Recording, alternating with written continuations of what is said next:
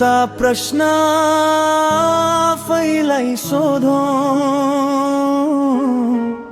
के हामी शिवलाई साँच्चै खोजिरहेका छौं कि केवल परम्परामा सम्झिरहेका छौं। भगवान शिवलाई खोज्न टाढा जानु पर्दैन। शिव हिमालमा मात्रै छैनन्, कैलाशमा मात्रै सीमित छैनन्। शिव त तपाईको सोचमा छन्, तपाईको धैर्यमा छन्, तपाईको मौन शक्तिमा वास गर्नुहुन्छ। जब तपाई रिसलाई थाम्नुहुन्छ, जब तपाई अन्याय देखेर पनि सत्यको पक्ष छोड्नुहुन्न, त्यही क्षण शिव तपाई भित्र रकट हुन्छन्। दाजुभाइ तथा दिदी बहिनीहरू, सोमबार केवल पात्रोको एउटा दिन होइन। सोमबार आत्मालाई सम्झाउने अवसर हो। हप्तामा एक दिन भए पनि एकछिन आँखा बन्द गरेर आफ्नै मनसँग प्रश्न गरौँ, आज मैले सत्य बोले कि बोलेन? आज मैले कसैलाई पीडा दिए कि दिएन? आज मैले स्वार्थ रोजे कि सही बाटो? यदि हामीले यो प्रश्न सोध्न सकेनौं भने हजारौं फूल चढाए पनि शिव प्रसन्न हुँदैनन्।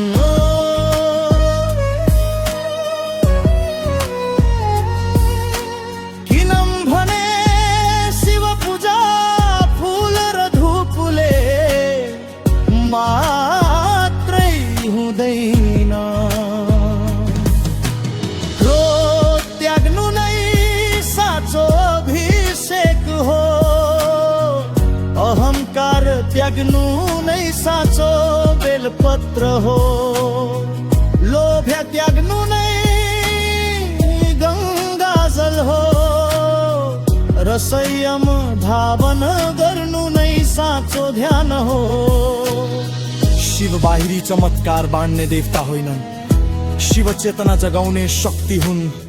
जब चेतना जाग्छ, सही निर्णय जन्मिन्छ, र सही निर्णयले जीवनमा सफलता, शान्ति र सम्मान ल्याउँछ। हामी धेरै जसो शिवसँग चमत्कार माग्छ, तर शिवले हामीलाई सोच्ने शक्ति लिनु चाहनुहुन्छ। हामी वरदान खोज्छौं,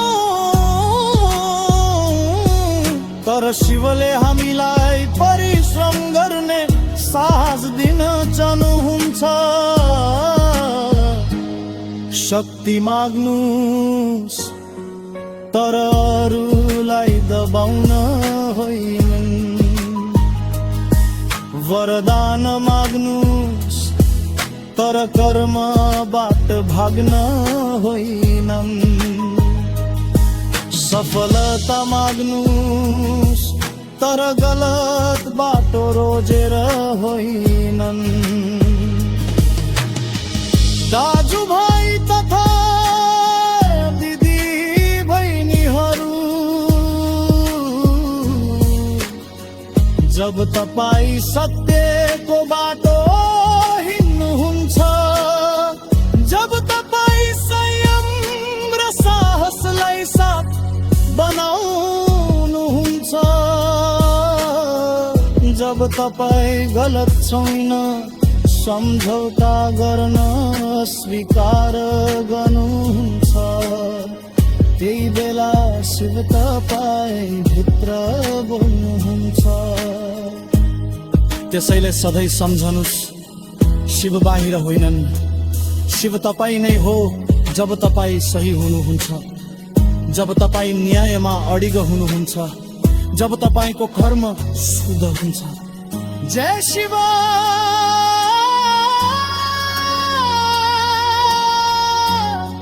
आत्मा चैन